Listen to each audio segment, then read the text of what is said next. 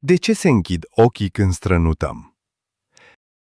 Întâi de toate, abonează-te la canal, ca să afli mai multe lucruri curioase. Când strănutăm, mușchii din piept, gât, față și pleoape lucrează toți în același timp.